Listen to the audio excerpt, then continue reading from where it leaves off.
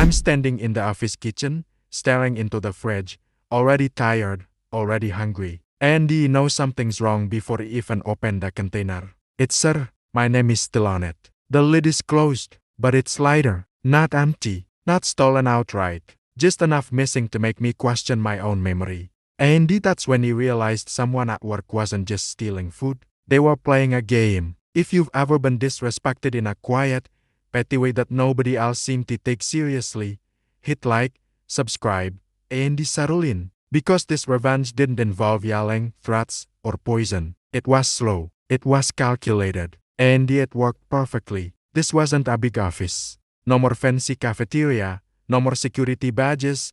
No more break room cameras. Just a small workplace with about 25 people. One microwave that sounded like it was dying.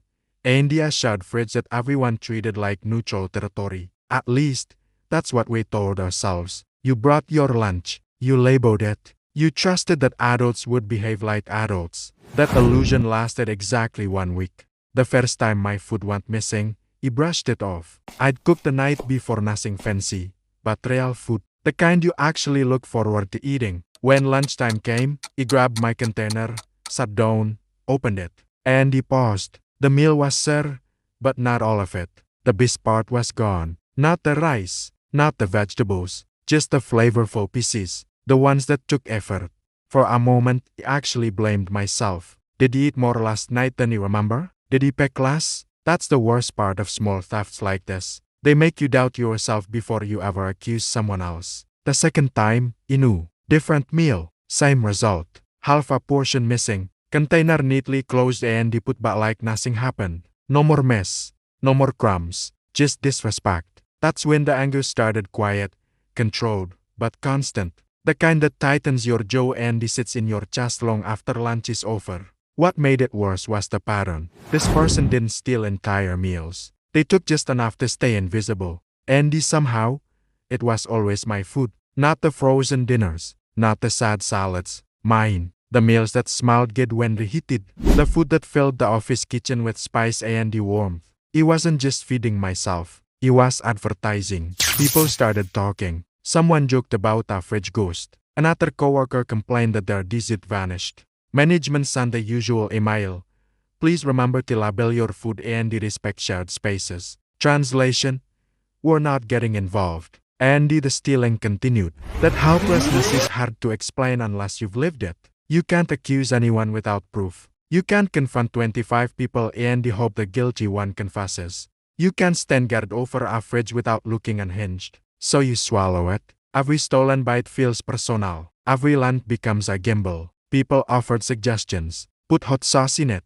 Laxatives will teach them a lesson. Call them out in the group chat. But he didn't want to hurt anyone physically. And he definitely didn't want hot air breathing down my neck. He didn't want drama. He just wanted my food to stop disappearing. The breaking point came on an ordinary day. He opened my container and he found the sauce gone. Just the sauce. The rest of the meal sat there, dry and miserable, like it had been punished for something it didn't do. He stared at it longer than necessary. And that's when something clicked. This person wasn't bored. They weren't dangerous. They weren't even clever. They were lazy. They stole because it was easy. So he decided to make it not easy. That night, he ordered tiny containers online. Not meal containers, condiment containers. Sauce cups. The kind restaurants use. The next morning, instead of packing my lunch normally, he split it apart. Rice in one container, chicken in another, vegetables in a third, sauce divided between 2 tiny cups, 7 containers total. Then he taped them together, carefully, neatly, layer after layer of painter's tape until it looked like a strange little brick. On top, he wrote a message in calm, clear handwriting: if you open this, please retape it exactly the same way. No more threats, no more anger, just work. The first day, he could barely focus. At lunch, he walked to the fridge with my heart beating faster than it should have. The tape was chewed. The containers were scattered, but nothing was missing. Nothing. He felt something he hadn't felt in weeks. Relief. They tried. They saw the effort. And they decided it wasn't worth it. The second day, the brick was untouched, perfectly intact, exactly how I'd left it. Someone opened the fridge, saw my lunch, and he walked away. By the third day, The anxiety was gone. By the end of the week, my food wasn't touched at all. Not once. The thief didn't change because they felt guilty. They changed because stealing from me required effort. And that was enough. My lunch stopped being an easy win.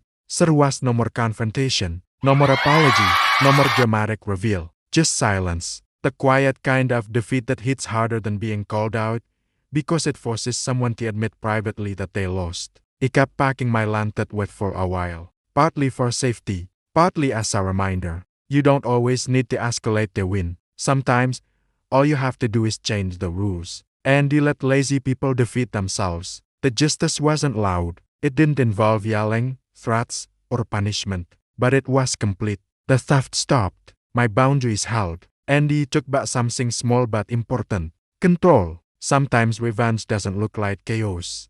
Sometimes it looks like patience, tape, and a refusal to be an easy target. And honestly, that kind of revenge feels the best. If this story hit close to home, hit like and tell us in the comments what is the pettiest revenge you've ever seen or pulled off. And don't forget to subscribe for more satisfying Reddit revenge stories like this one.